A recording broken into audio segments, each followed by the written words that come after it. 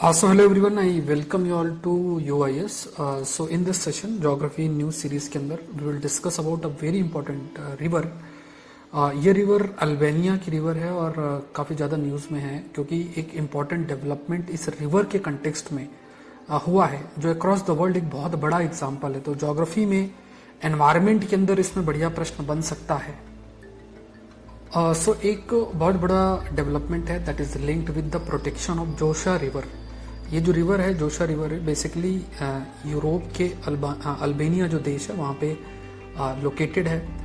ये जो रिवर है जोशा रिवर ये यूरोप की लार्जेस्ट अनडैम्ड वाटरवे है। अनडैम्ड वाटरवे इट मीन्स जो बहुत सारे जो डैम हैं वो इस रिवर के ऊपर इतने अधिक नहीं बने। काफ़ी सारा प्रयास किया जा रहा है क्योंकि इसमें काफ़ी डेवलपमेंट किया जा रहा था डैम के कंटेक्स्ट में, ज़्यादा से ज़्यादा और भी डैम इसमें बनाए जाएं।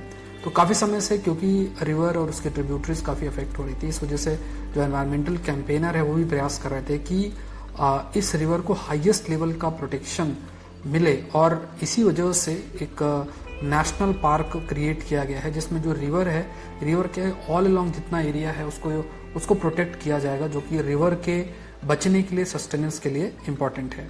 बहुत समय से जो एक्टिविस्ट हैं उन्होंने लॉबी किया, प्रयास किया कि इस यूरोप की जो मेजर वाइल्ड रिवर है जिसमें ज़्यादा इम्पैक्ट अभी देखने को नहीं मिल रहा है तो उसको प्रोटेक्ट किया जाए। किसी भी तरीके से जो बड़ी बड़ी इंडस्ट्रीज हैं, डैम हैं, उसकी वजह से रिवर अफेक्ट ना हो, इसकी तरफ कदम उठाना है। ये जो कदम उठाया गया इस कदम की वजह से इसे हम कह सकते हैं कि जब हम कंजर्वेशन कंसेप्ट की बात करें, पहली बार कंजर्वेशन पर्पस के लिए पूरा जो रिवर सिस्टम है, पूरा का पूरा जो रिवर सिस्टम है उसको प्रोटेक्ट किया जा रहा है। सिर्फ ऐसा नहीं कि एक सेक्शन जो रिवर का है उसको प्रोटेक्ट किया जा रहा है, पूरे रिवर सिस्टम को प्रोटेक्ट किया जा रहा है। तो जो भी चीज उस रिवर के सस्टेनेंस के लिए इंपॉर्टेंट है, रिवर के बचाने के लिए जरूरी है, उन सारी जगहों को प्रोटेक्ट आपका किया जा रहा है।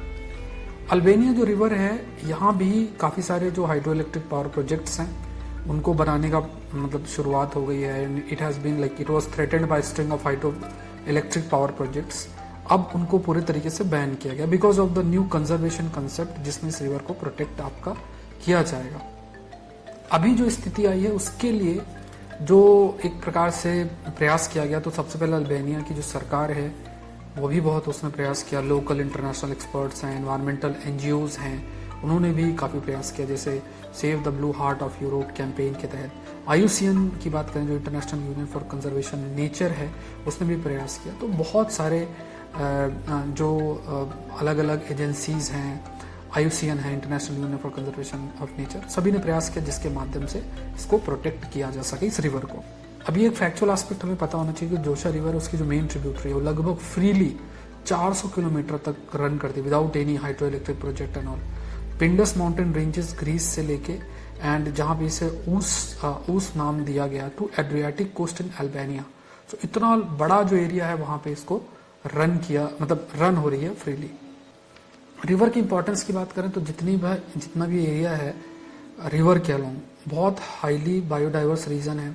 बहुत सारी स्पीसीज हैं, लगभग 1100 स्पीसीज एनिमल्स की, जिसमें 13 एनिमल स्पीसीज है, 2 प्लांट स्पीसीज हैं, वो आपकी प्रेजेंट है। बहुत सारे ऐसी स्पीसीज हैं जो कि थ्रेटेंड कैटेगरी के अंदर वो इस रिवर के अलोंग सस्टेन कर रहे हैं, तो इसलिए इस रिवर को प्रोटेक्ट करना भी इंपॉर्टेंट बन जाता है। ये जो स्टेप लिया गया है इसके बाद से जैसे जोशा वाइल्ड रिवर नेशनल पार्क का जो गठन किया गया है, इससे जो बहुत सारे इश्यूज रिवर को फेस करना, चाहे वो वाटर है, लैंड पॉल्यूशन है, वेस्ट मैनेजमेंट है, डिफॉरेस्टेशन है, तो जो भी ये सब इश्यूज हैं, चाहे पानी में, लैंड में पॉल्यूशन हो, वेस्ट मैनेजमेंट हो, डिफॉरेस्टेशन, पेड़ की जो कटाई और ये सब है, तो जितने भी ये डेवलपमेंट हैं इन सब को रेगुलेट किया जाएगा, रोका जाएगा। हाइड्रो इलेक्ट्रिक प्रोजेक्ट उनको पूरे तरीके से बैन किया जा रहा है, जिससे कि जो जोशा वाइल्ड लाइफ नेशनल पार्क है, इस पूरे नेशनल पार्क में जहाँ पे रिवर भी है उसको प्रोटेक्ट किया।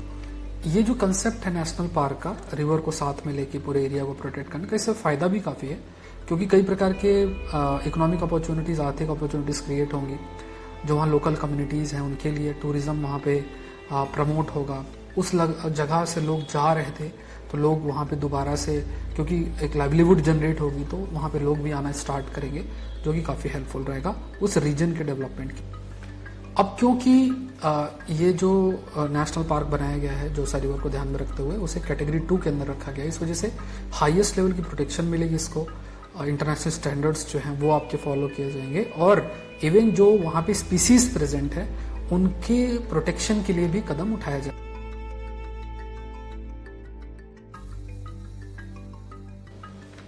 So if you talk about Joshi river, Albania के अंदर प्रेजेंट है, काफ़ी बड़ी रिवर है, वाइल्ड रिवर है यूरोप के अंदर, आउटसाइड रशिया में रिवर प्रेजेंट नहीं है। ये जो रिवर है और इसकी जो ट्रिब्यूटरी हैं फ्रीली फ्लो करती हैं, माउंटेन जो ग्रीस है वहाँ से लेके एड्रियाटिक कोस्ट अल्बानिया तक ये आपका फ्लो रिवर करती है। अब इस रिवर की वाइल्डरनेस की बात करें, बहुत सारी स्पीसीज भी प्रेजेंट हैं, डिफरेंट जो स्पीसीज हैं उनके हैबिटेट प्रेजेंट है, बड़े बड़े जॉर्जेस प्रेजेंट है, रिवर्स कई जो हिस्सा है वहाँ भी अगर देखा जाए तो कई प्रकार के डिफरेंट हैबिटेट प्रेजेंट है। एड्रियाटिक सी पे जो रिवर जाती है तो वहाँ डेल्टा है तो वो भी कई प्रकार के स्पीसीज को सस्टेन करता है, तो बहुत हाईली बायोडाइवर्स रीजन है। So thank you everyone, I hope ये सेशन आपके लिए हेल्पफुल रहा होगा। UIS चैनल को जरूर से सब्सक्राइब करें। इसी तरीके से साइंस टेक डेली के तहत भी हम कई टॉपिक्स डिस्कस करते हैं, कई सारे एस्पेक्ट पर डिस्कशन होता है। 8:30 से 9 बजे के बीच में द हिंदू का भी लाइव सेशन होता है, तो आई होप ये सेशन आपके लिए हेल्पफुल रहा होगा। अनअकैडमी से जुड़ने के लिए आप you can use the code that is SPLIVE। Thank you everyone, thank you.